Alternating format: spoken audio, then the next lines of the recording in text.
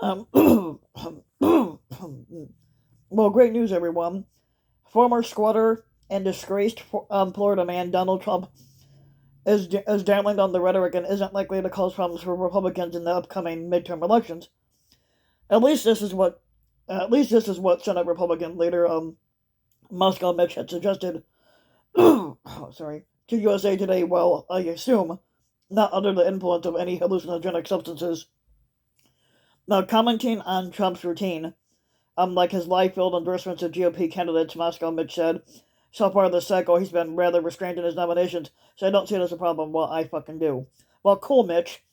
It's reassuring to know the modern Republican Party isn't sweating a conspiratorial a cocktail lounge act masquerading as a former squatter, trapezing around the country demanding everyone, I tell you everyone, acknowledge that the 2020 presidential election was stolen from him, which I will remind everyone for the 3,457th time that it definitely was not.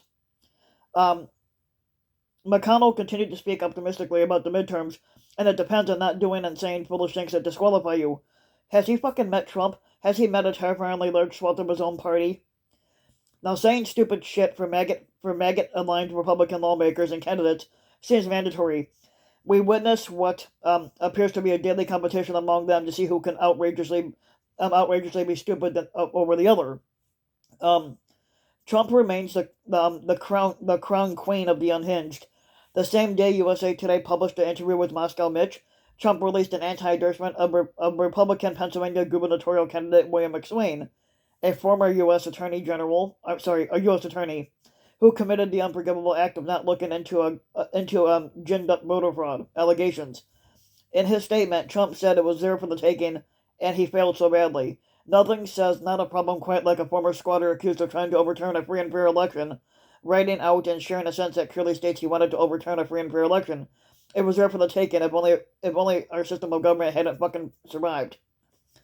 At his Klan rally last weekend in North Carolina, the morbidly obese whale that is basically staying at Mar-a-Lago said the presidential election was rigged and stolen. It was not at all in any shape or form. That's a fucking lie, an enormous lie at that. A lie that every time it's spoken, it erodes faith in our democracy. The truth is, Trump said, I ran twice and I won twice. No, you didn't. That's not truth. It's hokum. He knows it. The candidates he endorses know it, and Moscow Mitch absolutely knows it. In December of 2020, Moscow Mitch said, "Our country has officially a president-elect and a vice president-elect. The Electoral College has spoken. So today we want to congratulate President-elect Joe Biden." So I'm not quite sure how Moscow Mitch doesn't see Trump as a problem. It's like if everybody in town is talking about how your grandbrother. Okay, so it's like if everybody in town is talking about your grandbrother and how he keeps running around the streets naked, screaming about ghosts in the sewer pipes, and you respond by saying, the family's doing just fine. Everything's totally fucking normal. It's not helping Grandpa, the town, or your family. It's not fucking helping anyone. Now McConnell knows Republicans can't stand the chance of regaining the House and possibly taken back. Okay, oh, sorry, misspoke there. Now Moscow Mitch knows Republicans, they stand a chance of regaining the House and possibly taking back the Senate in the midterms, which we don't want. But with or without the officially defeated former squatter muscling candidates into embracing the lies that show this fragile, overly inflated ego, the actual President Joe Biden's poll numbers are bad, but inflation is overshadowing positive employment numbers, and midterms generally favor the party that's not holding power.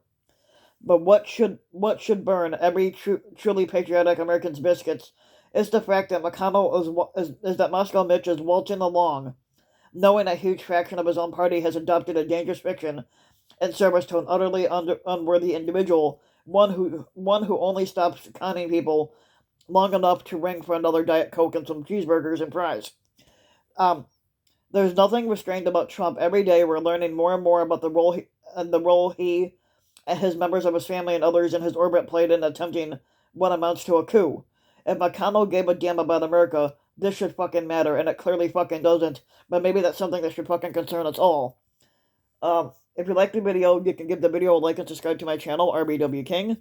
You can also you can also hit the notification bell so that you know if a new video comes out. And if you want to support my work even further, you can donate to my Patreon link for just as little as a few bucks a month, and it can help the channel go a long way. And hope you guys enjoyed.